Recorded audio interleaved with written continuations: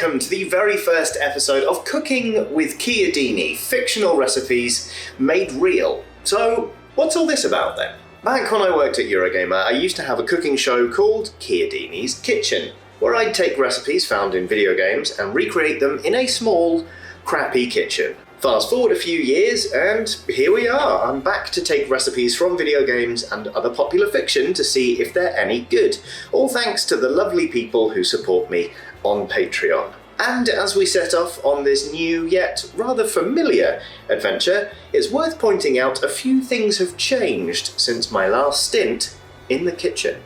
Firstly, the kitchen itself. I used to cook in a tiny, very poorly equipped kitchen, but since then I've moved house, and I've got a big, nice kitchen. It's got natural light, it's got space, it's got an electric hob that I don't really like, if I'm perfectly honest, but overall it's still a big improvement. And secondly, I've gone vegan. Now, I know what you're thinking. So many recipes in video games are all about meat or fish or cheese or dairy or any of the other things vegans tend to avoid while eating. And yeah, that's true enough, but personally, I don't see it as an issue. Meat, dairy and cheese substitutes are actually pretty good these days, so I don't really think I'm going to have that much of a problem. The plan, in other words, is for me to make versions of these recipes that anybody can eat, but I will be sharing tips on how to add back in the meat, cheese or dairy if those are things you enjoy. So that way, everybody wins. Alright, so with that unusually long introduction out the way, it's time to crack into our very first recipe, the world's greatest enchilada from Guacamelee. Guacamelee is one of my favourite platformers of all time. It's colourful, it's stylish, it's got an angry goat in it, and while accessible, it's also pretty challenging in parts. Guacamelee follows the adventures of Juan, an agave farmer who's in love with El Presidente's daughter, Lupita. On the Dia de los Muertos, Lupita is kidnapped by an evil skeleton called Carlos Carlaca. Carlos kills Juan, but all is not lost. Juan is gifted a magical luchador mask and returns to the land of the living to stop Carlos's evil plans and rescue Lupita. It's pretty high-octane stuff, but along the way, Juan still has time for the occasional side quest. One such side quest is assembling ingredients for the world's greatest enchilada, which is made by the elderly lady running Isabella's kitchen in Santa Lucita. The ingredients list is fiendishly simple. It's cheese, beans, chillies, and tortillas, but the thing is, enchiladas, at least as far as I'm aware, tend to be covered in a savoury sauce. So I'm going to make one enchilada that is true to the recipe in Guacamelee, but I'm also going to expand our ingredients list to make an enchilada covered in sauce that's a bit closer to what we might recognise as a typical enchilada. So with that in mind, for this recipe you will need cheese, 2 ordinary sized cans of beans. I'm going to be using pinto beans, but you can use black beans, you can use kidney beans if you really want to. It's entirely up to you. Dried chilies, I'll be using guajillo chilies for this recipe. 3 good sized fresh chilies, do choose wisely depending on your spice preferences. Soft tortillas, 1 red onion, 4 cloves of garlic, about a tablespoon of smoked paprika, some cumin, some chili powder, preferably ancho, but anything smoky will do, 1 vegetable stock cube, or the equivalent in vegetable stock powder, salt and pepper, Espazote, or Mexican oregano if you can find it, but don't worry if you can't. You could substitute in normal oregano, or you could leave it out. Also, shout out to the Americans. Yes, that's how we say it here. Vegetable oil, a bit of sugar, a bit of salt, already said salt, 2 cans of chopped tomatoes, and a good squeeze of tomato puree. So step 1 could not be more simple. We're going to start with the beans that are going to fill our enchilada.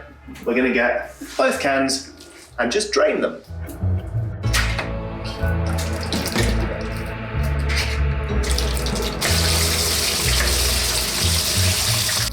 For the next step, we're going to take 4 cloves of garlic, we're going to peel them, and we're going to very finely chop them.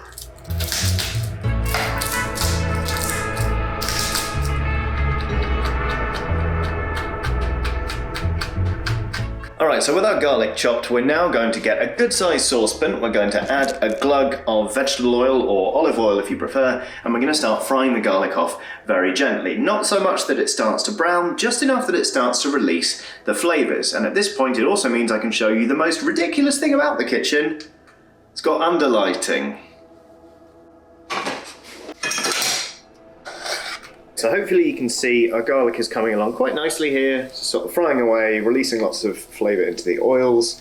And so before it starts browning, we're going to add in our beans, give them a quick stir, and let them cook for another minute or so. Whoops, escaped bean.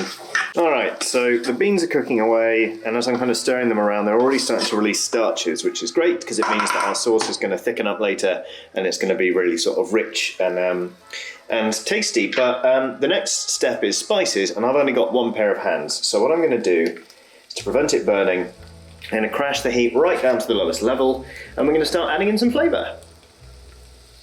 First up is one of the 4 key ingredients of the world's greatest enchilada, which is chilies. So I'm going to be adding in a good pinch of guajillo chili flakes. You can add fresh chilies if you want, it's just that I really like sort of smoky, raisiny, dried chilies like these ones. I think they add a lot of flavour. And we will be adding in fresh chilies later on in this recipe anyway. Next we're going to add sort of between a teaspoon and a tablespoon of smoked paprika. This used to be quite hard to find in UK supermarkets. Used to be a pain to get, but now it's pretty freely available, which is great because it's delicious. Next up, we've got some Mexican oregano. So we're going to add a good pinch of this. Again, if you can't find it, I wouldn't worry about it. But it does add sort of a really nice sort of zingy flavour to it, which you don't encounter in many dishes, if you're like me. Then we've got a veg stock cube, or if you just got loose bouillon powder, just try and approximate roughly 1 stock cube's worth of stock. There we go. And finally, a really good squeeze of tomato puree, somewhere in the region of sort of 2 tablespoons worth, if you have enough in the tube. There we go. That'll about do it. Right, so we've got our beans and all our spices here, and what we're just going to do is start giving this a really quick stir, just so everything kind of gets coated in the spices and the tomato puree. Really kind of gets the flavours in there. I mean, it's already starting to turn into sort of a starchy bean paste, to be honest. I've mostly made this dish with black beans, which takes a little bit longer before you get kind of that consistency. But there weren't any black beans in the shop, so I got some pinto beans instead.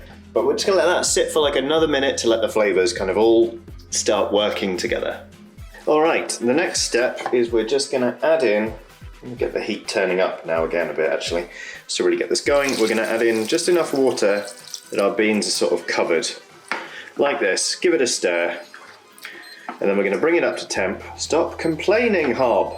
Really doesn't like getting anything on it, the Hob. It's annoying, and we have arguments frequently. Anyway, just covering the beans with enough water, sort of covering a little bit more, and then we're going to bring this up to temperature and start to simmer it down. And that's kind of it in terms of making the beans that we're going to put in the filling. But you do need to watch this, especially toward the end of the recipe, because these beans will simmer down perfectly happily, but toward the end, as they start to release more starches, when they start to thicken up, they really start to thicken up like quickly, and you need to stir it a lot, otherwise you're going to burn it.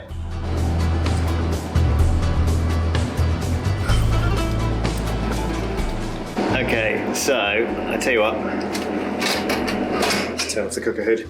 This is what I mean about it suddenly going. It's been bubbling away quite nicely, and now it is thickening up at a rate of knots, and you really need to stay on top of it at this point to make sure that nothing sticks to the bottom. And these beans are coming on really well, although more of them have dissolved than I anticipated, which is fine. It'll just be a slightly mushier enchilada than I planned. Alright, so this is where we've got our bean mixture to. It's still, I mean, it looks a little bit runny right now, but as we take it off the heat and let it cool, it is going to start to thicken up.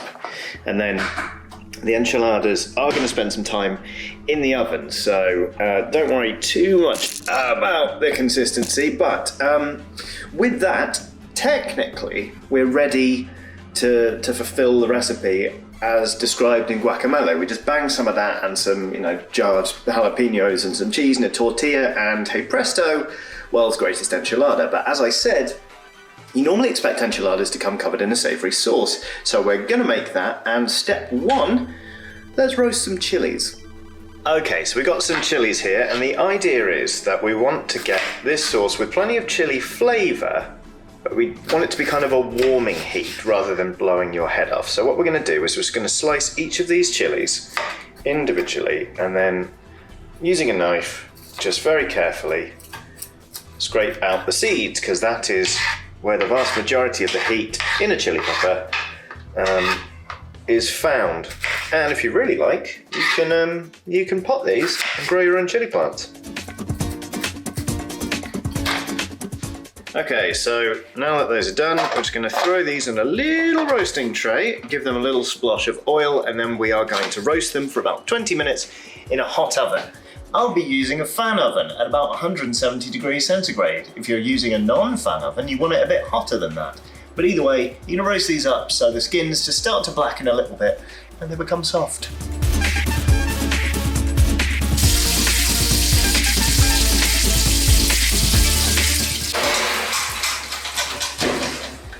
Alright, so we have freshly roasted chilies. We're going to put these to one side right now because the next step in making our sauce is to finely dice a red onion.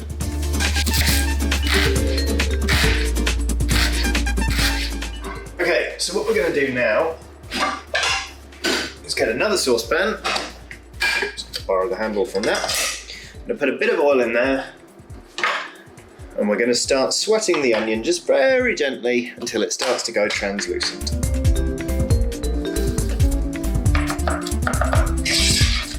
Okay, so there's a little way left to go, but the red onion has started to sweat and go nice and translucent. So at this point, we're going to start adding spices. Okay, so we want to start with 2 teaspoons of cumin,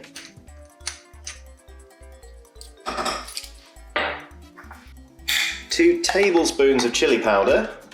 Do I even have 2 tablespoons? Just all your remaining chili powder, a good pinch of salt, twist of black pepper, a teaspoon of sugar, and most importantly, the roasted chilies. Bang them straight in there. So we're going to turn the heat up under this just a little bit and just start giving it a bit of a stir to combine the spices, really get those flavours going, and just start to heat it through. Just let it sit for a minute. Then we're going to add our tins of tomatoes. Okay, now the tomatoes are in, we're going to give this a good stir.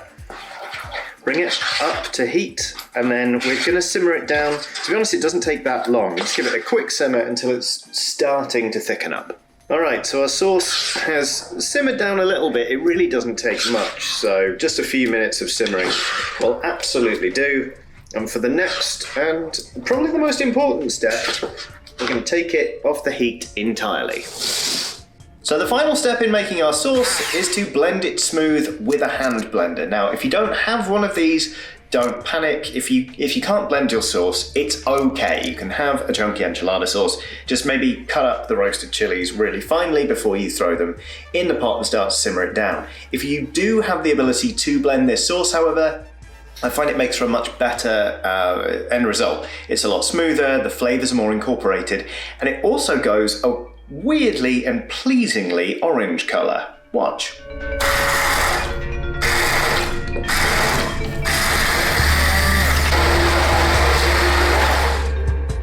See, I told you, weirdly orange. Anyway, that is our sauce complete, and with that we are ready to finally start assembling the world's greatest enchilada. It's time to get hands-on with some tortillas.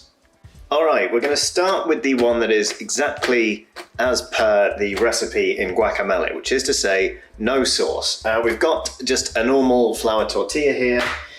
Because the hob is still hot, I'm just going to start warming it on here. If you're making enchiladas or burritos or even just wraps, anything that involves folding, it's a really good idea to just gently warm your tortilla on both sides. You can do it in a pan, you can do it on an electric hob apparently, you can even just give them a few seconds in the microwave, but if you warm them up, they just become a lot more pliable and you'll have a better time kind of folding and rolling.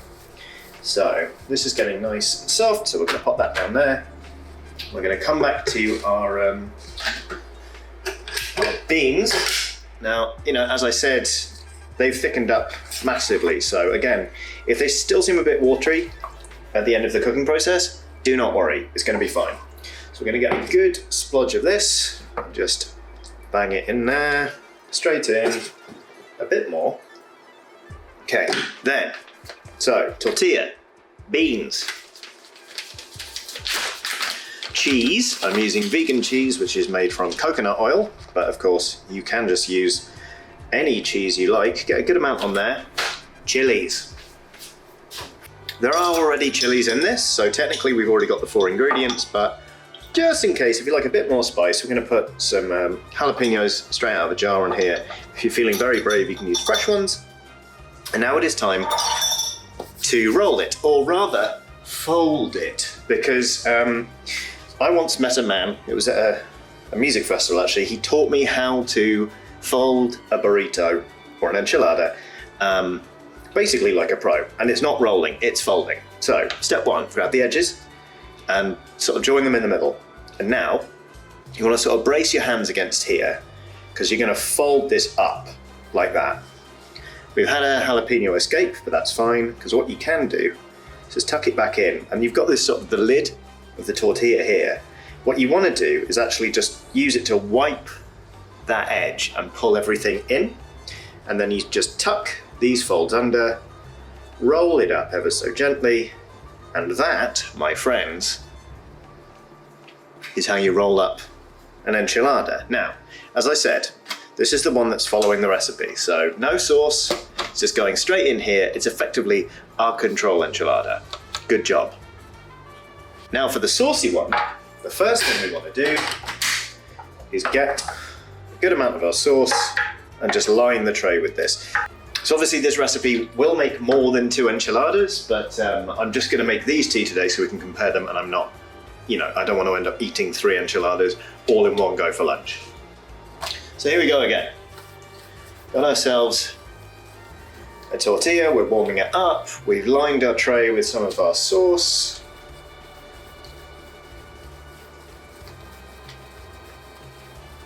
Now with the assembly, key difference, step 1, make sure we get some of the sauce on the inside of the tortilla, just to make sure it really is nice and saucy. And then the next step is exactly the same as it was before. We've got beans.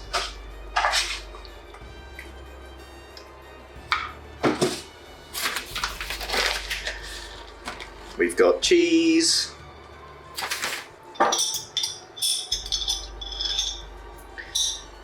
And I'm really scraping the bottom of the jar here, but we've also got some chilies going in.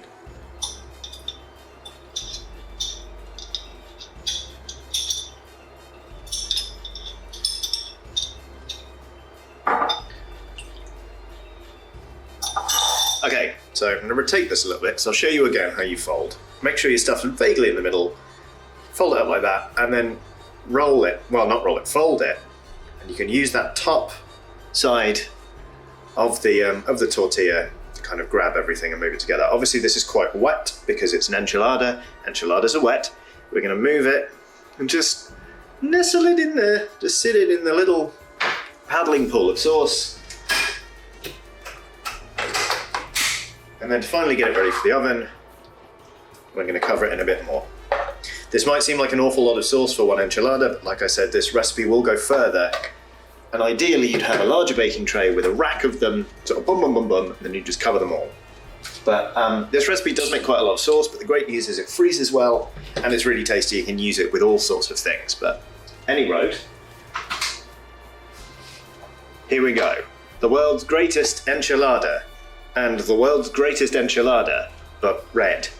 So all we have to do now is just take both of these and bang them in the oven for 20 to 25 minutes. Again, I'm doing 170 degrees centigrade with a fan oven, which is about 190 degrees with a normal oven.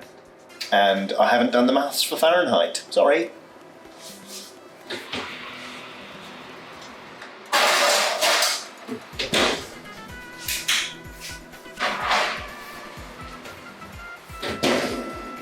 All right, so this is what we've ended up with.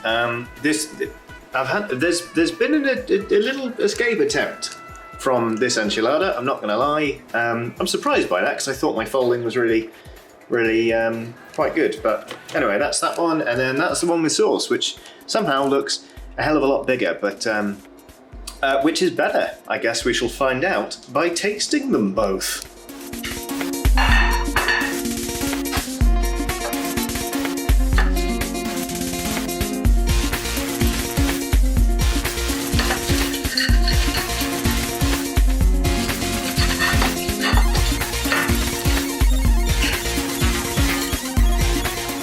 Okay, so this is the one without the sauce, just following the game to the letter. It's just beans, cheese, chilies, and tortilla. The tortilla actually on the bottom is really crisped up in a way that the other one hasn't, which should be quite pleasant. But anyway, I'm probably about to burn my mouth, but let's see how it tastes.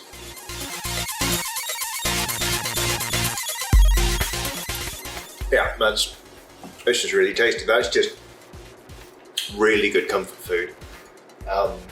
There's like a good spice that comes through there. The beans are tasty. They've joined in with the cheese for like sort of nice goo. You get some structure from the tortilla. All in all, very, very tasty. I'm going to see what the other one's like. But I'll be honest with you.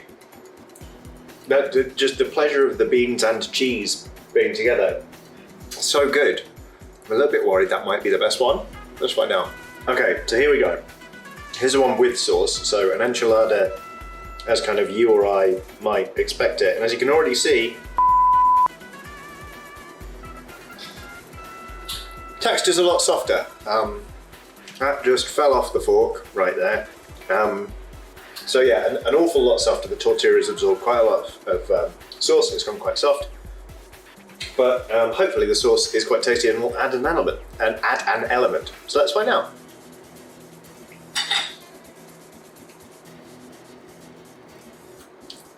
I mean, that was so much quicker to eat because it's all kind of soft. It's all a tasty pulp. And the sauce is really good. Like I've used that recipe before. It comes from a vegan cookbook called the Veganomicon, and it is really, really tasty. And it works nicely with the beans. It's kind of like a brighter flavour, and the spice is kind of like more at the forefront. And it's kind of nice and smoky, and it's pretty good. I'll be honest with you though, this is really annoying, but I think just because of the structure and the texture and just the sheer kind of like simplicity of like, it's beans and cheese, I think I prefer the plain one. But either way, there we have it. That is the world's greatest enchilada from Guacamelee, done two ways. And to be honest with you, both are pretty good. It's just that I think this one has just about edged the other one out. All right, there you have it. I'll be perfectly honest. It's a little bit galling to add an extra element to a meal, go through the time and effort of preparing that bit, and then finding that actually it's made things worse or just different, I guess. But you know, at least we were thorough about it. We followed the recipe to the letter. We made a more traditional enchilada, and both are good. So now I have quite an intimidating amount of food to eat for lunch. I'll probably save some of it for tomorrow, but that is the first episode of Cooking with Chiodini under the belt. So hopefully you enjoyed this video. As you may already be aware from the Patreon, which is patreon.com/Johnny Chiodini, I'm making one of these every 2 months, so I'll be back in a couple of months, back in the kitchen to make something else. So send me your suggestions, leave them in the comments. What do you think I should cook next? Because there's a whole world of recipes out there and we have only just begun to explore it. So thank you so much for watching. Make sure you subscribe, do the liking thing, all of this, you know the drill by now. Either way, thank you so much for watching and have a lovely day.